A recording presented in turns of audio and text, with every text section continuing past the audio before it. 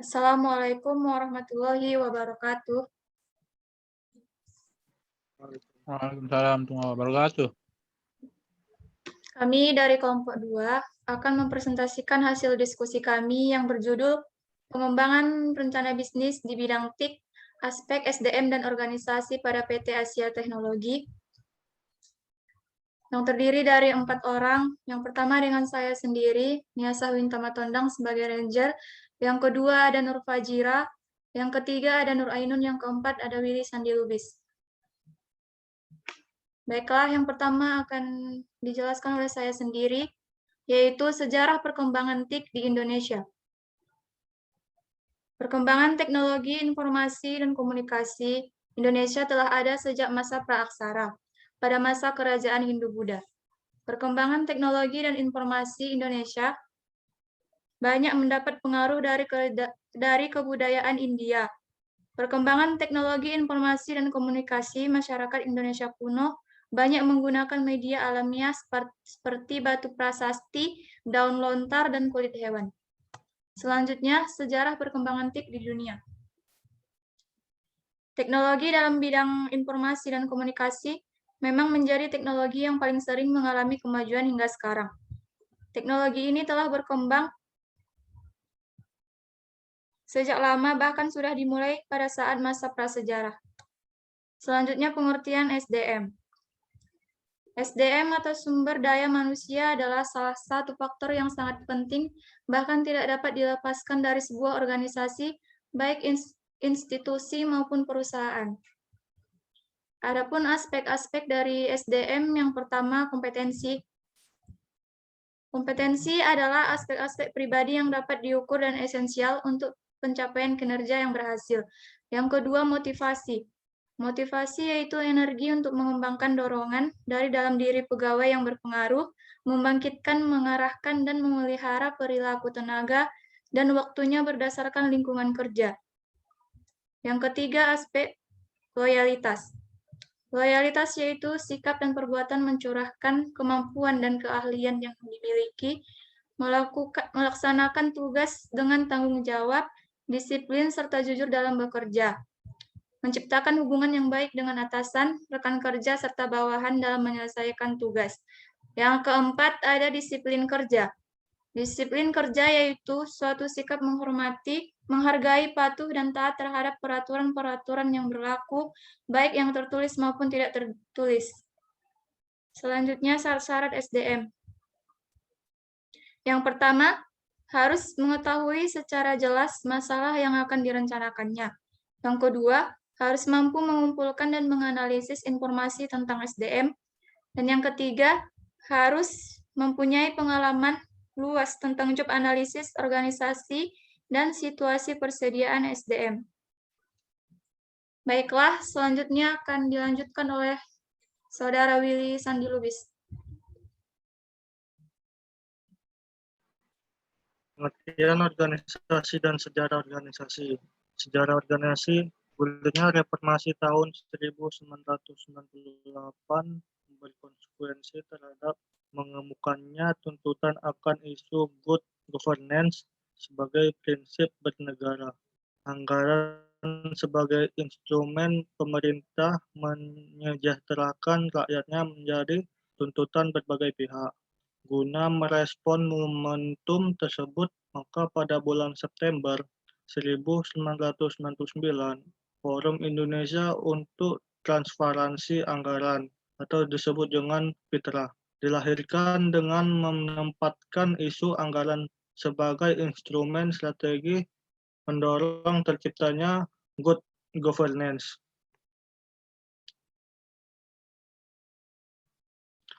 Di sini ada PT Asia Teknologi. PT Asia Teknologi merupakan sebuah perusahaan teknologi asal Indonesia yang bergerak di bidang produksi dan pengembangan software.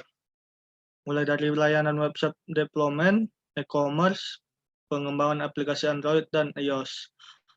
Ada juga Big Data hingga pelatihan tenaga kerja IT. PT Asia Teknologi memproduksi dan menyediakan produk pengembangan perangkat lunak premium, pelatihan dan talenta. Teknologi berkomitmen untuk berpartisipasi pada era digital dan berfokus pada pengembangan teknologi website dan aplikasi mobile. Saya kembalikan ke moderator.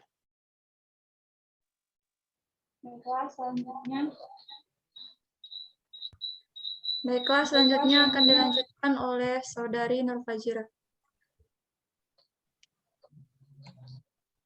Selanjutnya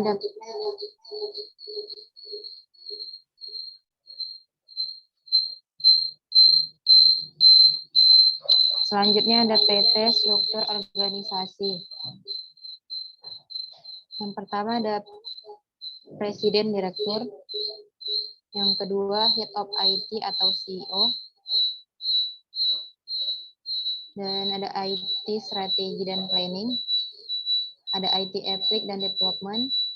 Ada IT Network dan Infrastruktur. Dan ada IT Operation. Tugas dan jabatan. Presiden Direktur.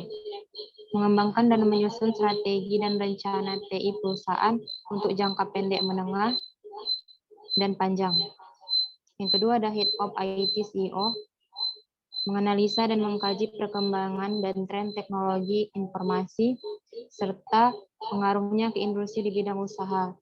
Berkecimpung untuk menjadi landasan bagi penetapan dan penyusunan rekomendasi pengembangan TI.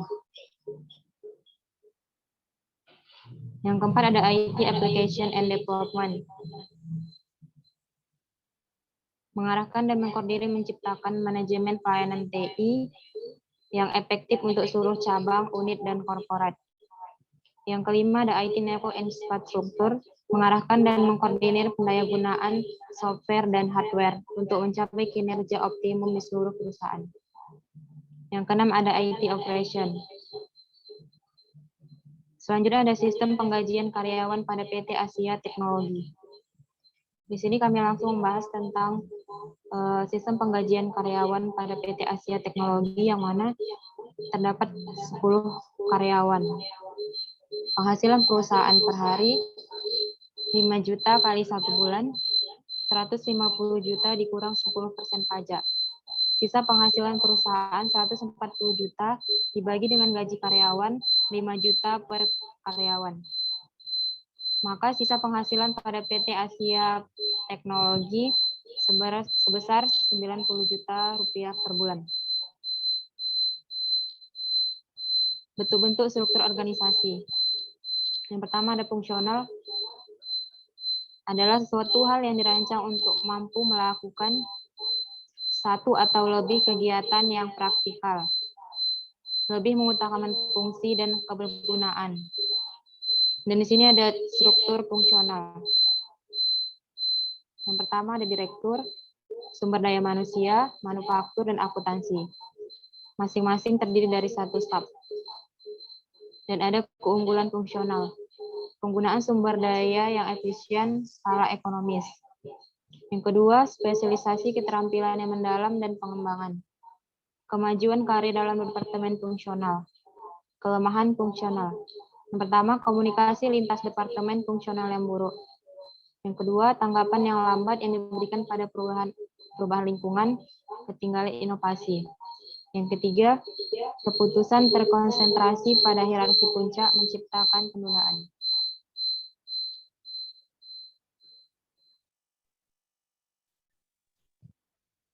Baiklah, selanjutnya akan dilanjutkan oleh Saudari Nur Ainun. Struktur organisasi divisional adalah struktur organisasi yang dikelompokkan berdasarkan kesamaan produk, layanan, pasar, dan letak geografis. Jenis struktur organisasi ini biasanya diterapkan di perusahaan yang berskala menengah ke atas.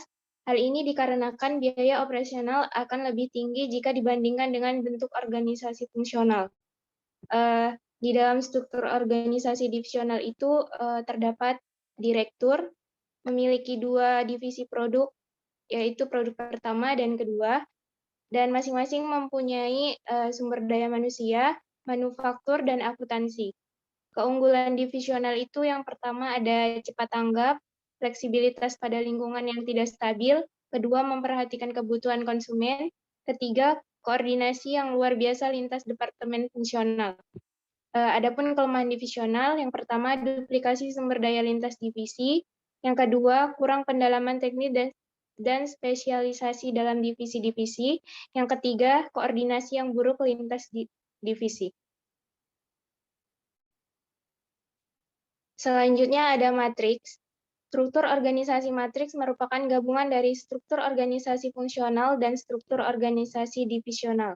Penggabungan dua struktur organisasi ini bertujuan untuk menutupi kekurangan-kekurangan yang terdapat pada kedua bentuk struktur organisasi tersebut.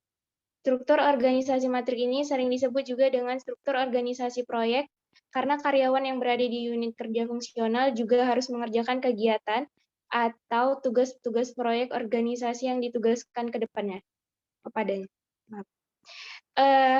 Struktur organisasi matriks itu terdapat direktur, sumber daya manusia, manufaktur, dan akuntansi. Dan masing-masing itu mempunyai dua divisi, yang pertama divisi produk 1 dan divisi produk 2. Adapun keunggulan matriks, yang pertama penggunaan sumber daya yang lebih efisien dibandingkan pada hierarki tunggal. Yang kedua, fleksibilitas dan adaptabilitas terhadap lingkungan yang terus berubah. Yang ketiga, pengembangan keterampilan manajemen umum dan spesialis. Selanjutnya, kelemahan matriks itu ada frustasi dan kebingungan dari rantai komando ganda. Yang kedua, konflik tinggi antara dua sisi matriks. Yang ketiga, banyak pertemuan, lebih banyak diskusi daripada tindakan. Selanjutnya, ada proses rekrutmen karyawan pada PT Asia Teknologi. Yang pertama itu ada kepala bagian mengajukan permintaan karyawan, kemudian disetujui. Lalu, pihak staf HRD mencari calon karyawan, kemudian kualifikasi data calon karyawan, baru staf HRD mengadakan seleksi, kemudian diluluskan. Penandatanganan kontrak kerja, kemudian karyawan mulai bekerja, dan staf HRD mulai menyusun laporan keefektifan rekrutmen.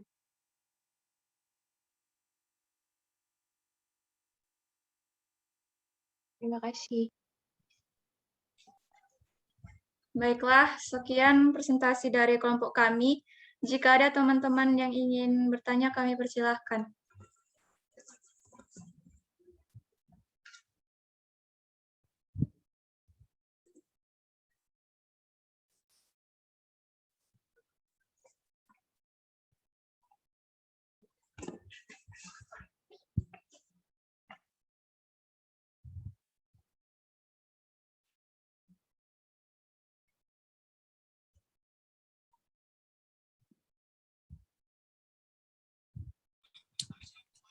Saya mau bertanya. Baik, Saudari Yuni. Nama saya Yuni Felicilalahi dari kelompok 2 ingin bertanya. Coba jelaskan tujuan fungsional dalam suatu perusahaan. Baik, terima kasih.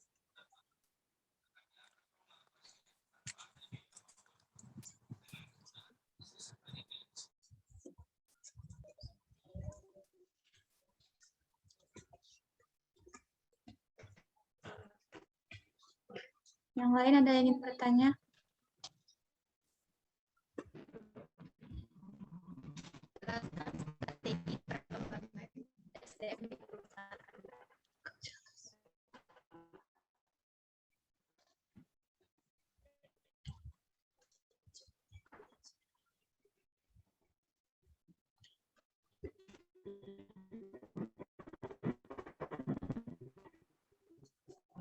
Baiklah, kami akan menjawab pertanyaan dari Saudari Yuni Evelyn Silalahi yang akan dijawab oleh Nur Fajira.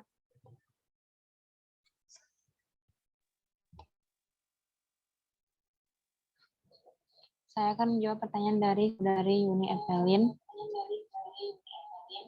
yang mana ditujukan untuk mempertahankan kontribusi departemen pada tingkat yang sesuai dengan kebutuhan organisasi.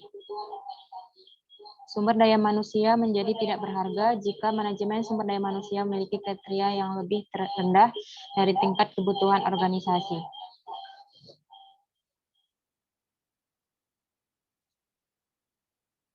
Apakah bisa diterima Saudari Uni Evelyn? Iya, saya terima jawabannya. Terima kasih. Terima kasih. Sama.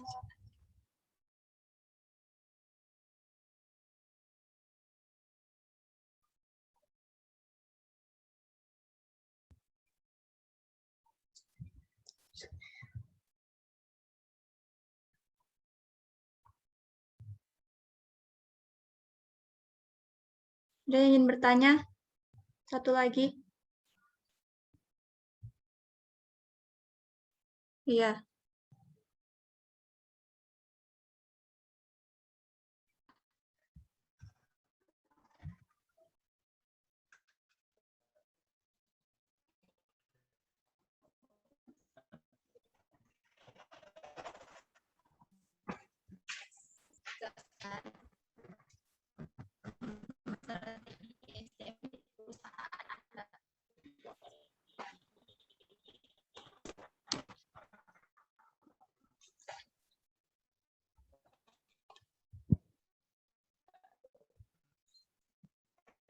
Maaf, Saudari Sophia, suaranya kurang jelas. Tolong diulangi pertanyaannya.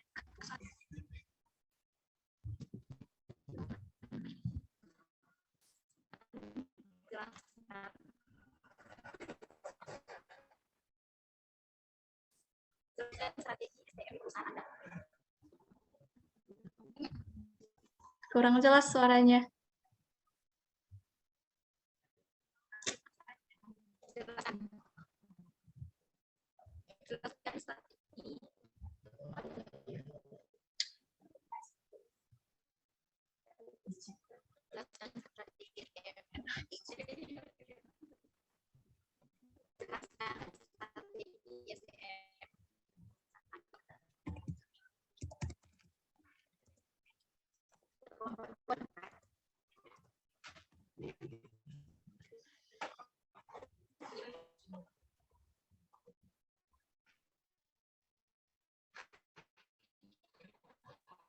Jelaskan strategi SDM.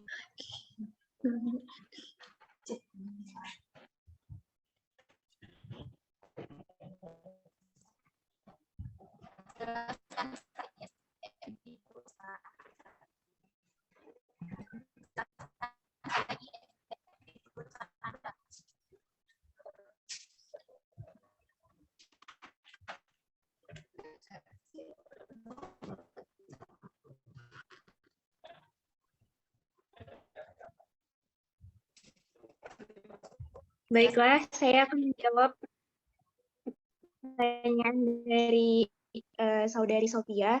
Jelaskan strategi yang tepat untuk mengembangkan SDM dalam perusahaan. Jadi, strategi pengembangan sumber daya manusia itu sangat bagus di era globalisasi seperti sekarang ini.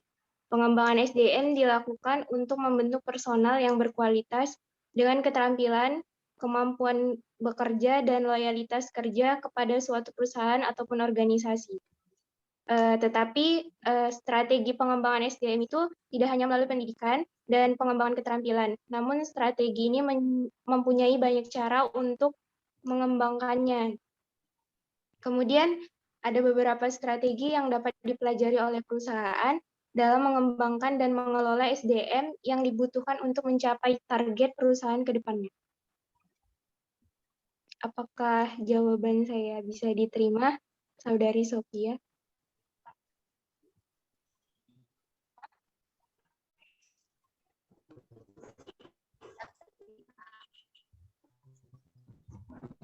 Baiklah, karena pertanyaan semua sudah terjawab, kami akhiri presentasi ini. dengan ucapan wabillahi taufik wal hidayah. Assalamualaikum warahmatullahi wabarakatuh. Waalaikumsalam warahmatullahi wabarakatuh. Waalaikumsalam warahmatullahi wabarakatuh.